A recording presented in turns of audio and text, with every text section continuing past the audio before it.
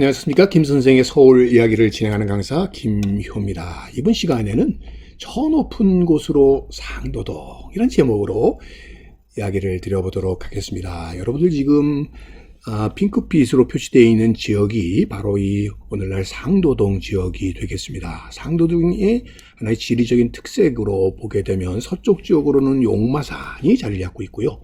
남쪽 지역으로는 국사봉, 동쪽 지역으로는 국립현충원의 뒷산에 해당되는 여러분들 서달산이 위치를 하고 있습니다.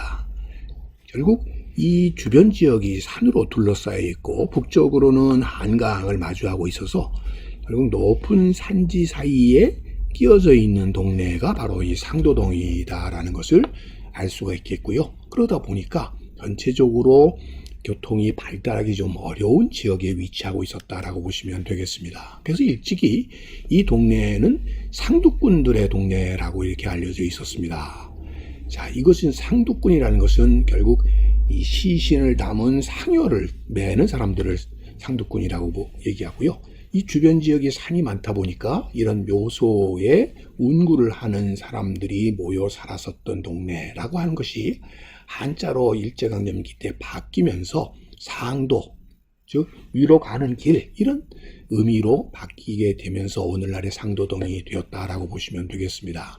한편 저로서는 상도동 하면 바로 떠오르는 인물이 바로 그 14대 김영삼 대통령이 아닌가 싶습니다.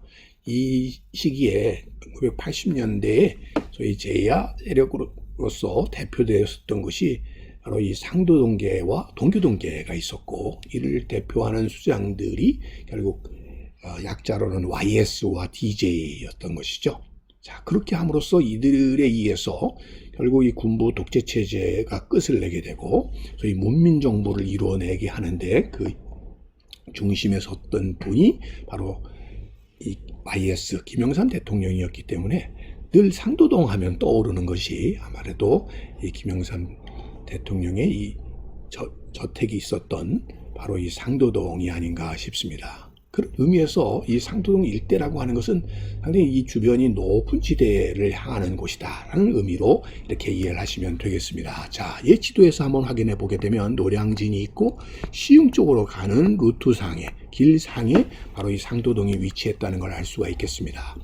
자, 조선 후기에 정조 임금님이 자기 아버지의 묘소를 하기 위해서 이 노량진에다가 임시 부교를 설치하고 배다리를 설치하고 처음 기착했던 것이 용량 봉저정이었죠.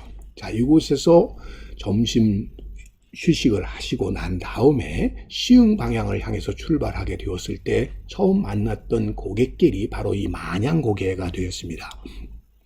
말 그대로 고개가 길어서 마냥 넘어가야 되는 고개라고 하는 이 만양고개를 넘어가게 되면 만나는 곳이 장승백인데 바로 이곳이 오늘날의 상도동이다 이렇게 보시면 되겠습니다.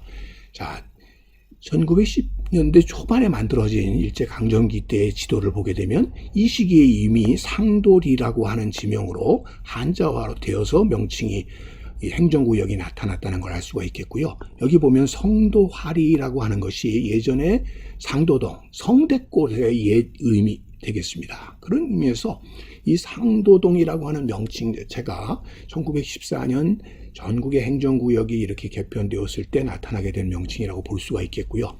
전체적인 지도에서 보시는 것처럼 주변이 이렇게 산으로 둘러싸여 있었고 이 평지가 되게 되는 이렇게 농지가 나타나는 부분은 이런 부분이 되겠고 또 여러분들 여기 당곡이라고 하는 것이 있는 것을 봐서 이곳에서는 신주를 모셔놓고 제를 지내는 공간이라는 점에서도 이 일대가 주변 야산 사이에 펼쳐져 있었던 좁은 이 평지 지대가 바로 이 상도동이었다는 것을 알 수가 있겠습니다.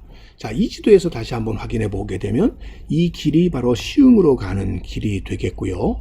자, 이 노들나루를 거쳐서 사람들이 많이 거주하고 있는 것이 바로 노량진 본동 지역이 되겠고 여기서 만양고개를 넘어서 장승백이로 이어가는 지역이 바로 상도동으로 오는 지역이다 보니까 기찻길과 육로가 뚫려 있는 것에 비해서는 훨씬 교통이 발달하기 어려워서 이 지역의 개발이 그만큼 늦어졌었다라고 보시면 되겠습니다. 지금 보시다시피 노량진이라는 것이 한양의 관문으로서의 역할, 또 기차역의 역할들을 담당하고 노들나루의 역할을 하게 되면서 결국 이 화성 행차를 하게 되었을 때에도 이곳이 일종의 교통로 상의 하나의 위치, 요로타리에 위치하다 보니까 이렇게 이정표 구실을 하는 장승이 이곳에 세워지게 되었었다라고 보시면 되겠습니다. 오늘날 노량진역 앞에 이 만양로라고 하는 길이 지명이 들려 있는데 바로 이 길을 따라서 쭉 가는 것이 예전의 옛 길이 되겠고요. 자, 이렇게 고갯길을 넘어서 장승배기의 현재 역 뒷길 쪽으로 이어지게 되는 이 길이 예전에 이 상도동 지역으로 거쳐서 시흥으로 가는 시흥별로에 해당이 되었다라고 보시면 되겠습니다.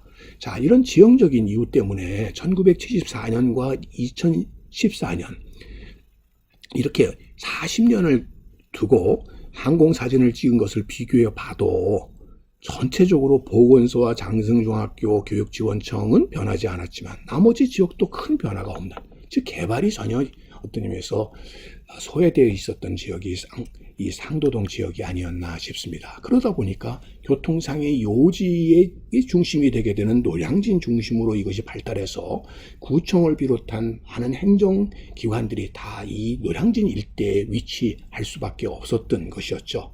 자, 그랬던 것을 이 상도동 지역으로 결국 이 동작구청을 비롯한 각 행정기구들이 옮겨와서 동작 종합행정타운이 이렇게 오늘날 개발 추진되고 있어서 완공 단계에 이르고 있다는 것은 결국 이제 동작구의 중심이 노량진으로부터 이 상도동으로 이전이 이루어지게 되어서 이제 명실상부하게 동작구의 거점으로 상도동이 결국 떠오르게 되는 계기가 되었고, 상도동 지역의 한마디로 상전벽해와 같은 개발 바람이 불게 하는 하나의 계기를 마련하게 되지 않았나 싶습니다. 특별하게 이 지역이 원래 재래시장이었던 영도시장이 있던 자리에 상인들과 상생하는 이런 동작 종합행정타운이 건설이 됨으로써 구청, 구의회, 보건소, 도서관, 공연장뿐만 아니라 문화공간과 각종 임대 상가들이 들어서는 이러한 명실상부한 종합행정타운이 됨으로써 흑석동과 노량진동의 개발 이후에 이 상도동 지역이 이 개발이 되어서 결국 동작구를 대표하는 중심 타운으로 이렇게 변모되지 않을까 싶습니다. 오늘은 바로 이 새로운 동작구의 거점으로 급부상하고 있는 상도동에 대해서 꽃밭을 가꾸는 김 선생이 말씀드렸습니다.